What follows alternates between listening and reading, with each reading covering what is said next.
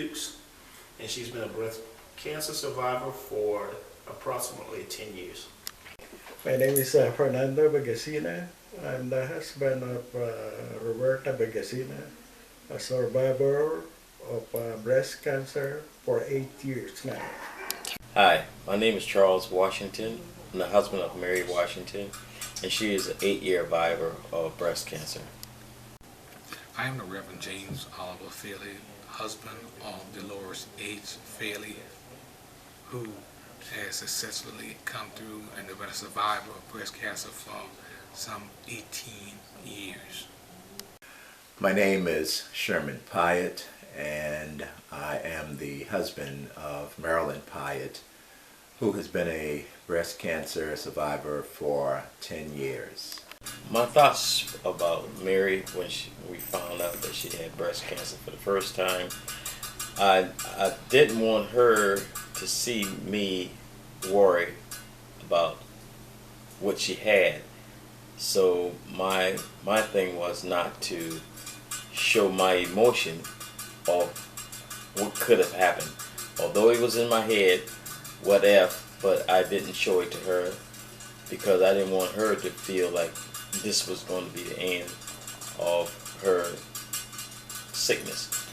But I encouraged her, and I told her she was going to make it. Mainly, I said she was never sick, and I always told her that. I said, "You're not sick. You'll be all right." We first found out that she had breast cancer on a revisit to her doctor, and it was kind of a shocker, but it really took some time actually to where the get used to it. I think the biggest shocker was when I came home one day about a week after and she had lost all her hair, and that's when it really had hit me. After it may not have been a week after, maybe a month or so into it when she was taking chemo. It's been a while, so I had to kind of remember when it was. But after she started taking chemo and she lost her hair, that was the biggest shocker for me. When I first got the news that she was diagnosed with breast cancer, it was sort of a roller coaster effect for me. At first I was a little scared to begin with, and the second group of emotions, I guess, would be sort of apprehension, maybe not knowing exactly what to do at that point, but also trying to see what her feelings were at the time. So it took a little while for me, probably really almost a day or two, to digest, first of all, what it was, and then to go into a certain kind of a situation where I can kind of find out more information about it on my own to get a better understanding. So at first, I guess I had several types of emotion. First was certainly that of apprehension, anger, and then better after a while, probably understanding. For me personally, my support for my wife was to make sure that I read as much as I could and educated myself about breast cancer so that I can be able to understand any kind of information she got, that if I needed to double check to get more information for her, and also to make sure that with any appointments that I was there with her in the doctor's office to act as a support system for her in case that she was emotional at the time, if they were giving her any kind of information that she wasn't pleased with, that I can have a different perspective to listen to what the doctors were saying and probably to ask the different types of questions. One of the other key points, I think, for me was not only was the physical toll that she would probably have to endure, that I would need to be there, but also looking at the emotional and mental toll as well, that trying to provide for her a certain kind of balance, certainly incorporating that with the belief in God, that's certainly reassuring her that through prayer and through what the doctors would be able to do, the combination of the two would see her through it. When my wife told me about having a breast cancer, I was mad. You know, why it happened to us or to her. So I just thinking that okay, it's my turn now. That to be on her side to help her during this what do you call this trouble or problem on her health. First thing I have to do is to quit on my job. It's a good paying job, but I have to quit it to be with her at least during at night or during the weekend. And I didn't console her that much, but I tried to make her mad so she can fight on her own will to get rid of that disease. But I'm always with her, support her, and sensible enough on her feeling. I don't pray that much, but I ask God to at least help her. Not me, but help her. Help her doctors, everyone who's going to do the process to get rid of that disease. Basically, when she started taking chemo, the first session, she got kind of had some effects from it, being sick, and she just had a hard time, like with with food and all the stuff, with the smell of it, and trying to be supportive on just keeping her comfortable on what she needs. And she eventually, after maybe the second or third treatment, would get up and do a lot of stuff, like she wanted to do the laundry and just the basic stuff around the home just to keep busy so she can stay active. So she was very strong with everything she went through.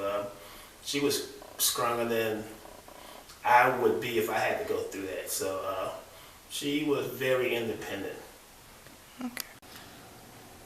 That's what amazes me the most is when we first discovered that she had breast cancer. I said we're living in the 20th century with all the medical technology that's known to man, and I would not stop at any limit to succeed in her being made whole once again. Yet I realized that with all the medicine in the world, it was going to be God's power on display in her recovery and going through the treatment to be restored. And I would say right now she's still in the process, but I make every effort to make her life as pleasant and as enjoyable because of she's been through so much. But it was her faith and my belief in God that has allowed us to continue to develop and grow and be blessed because of Him being in our life.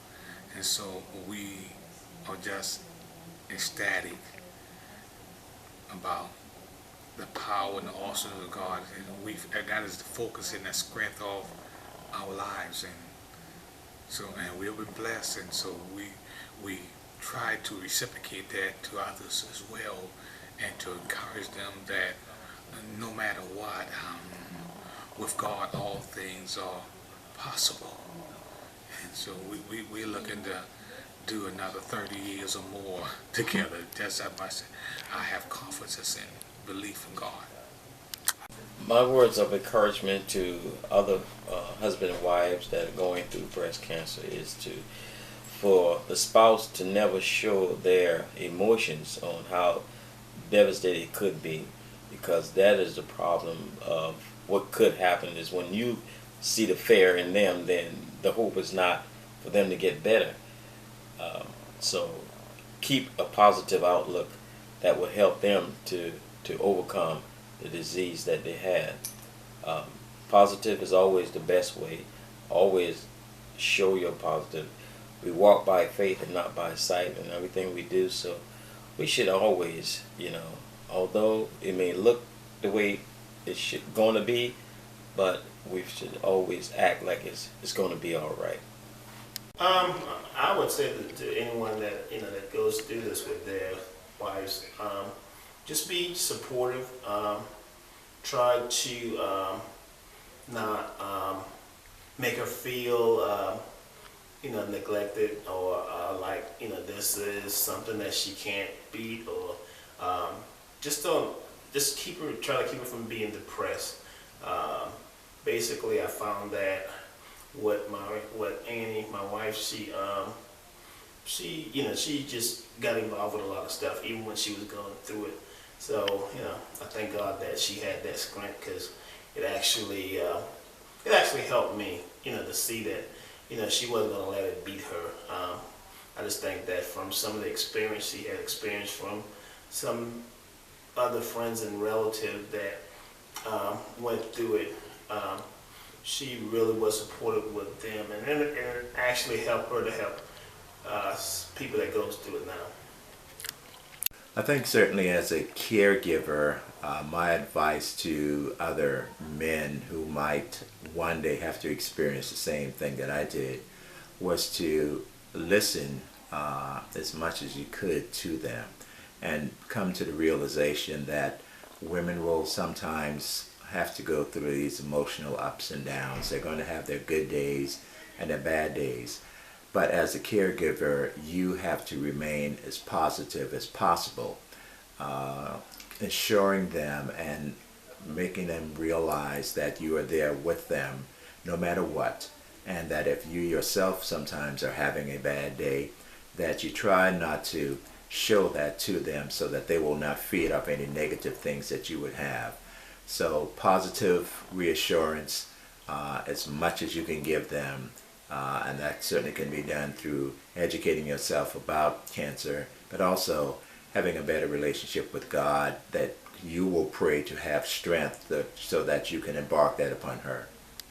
For other husband like me or other wife, that the other person that or your partner have something like this cancer, just be sensible.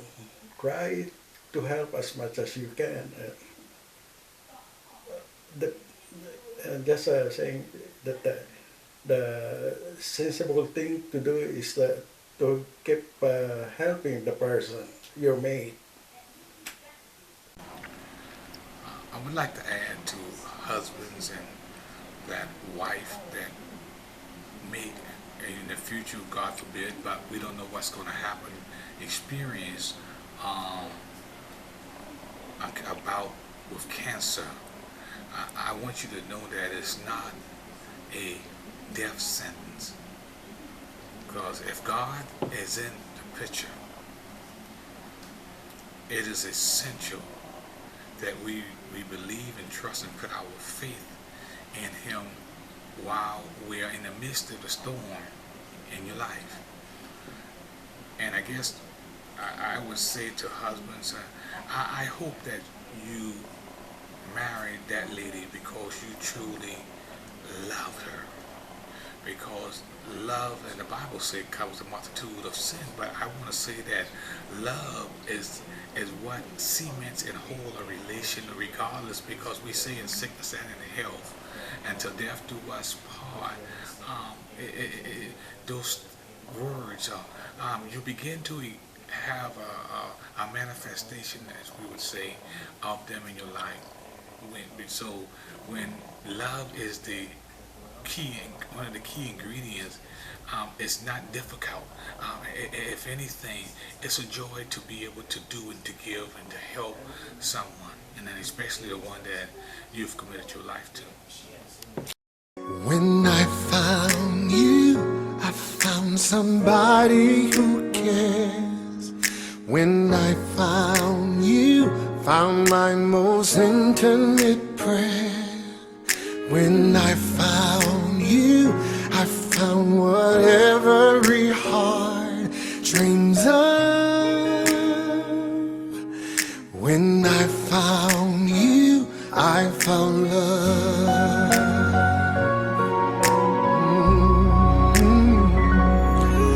When I found you, I found the rest of my life. When I found you, I told all others goodbye. When I found you, I saw my fears fly away like a dove. When I found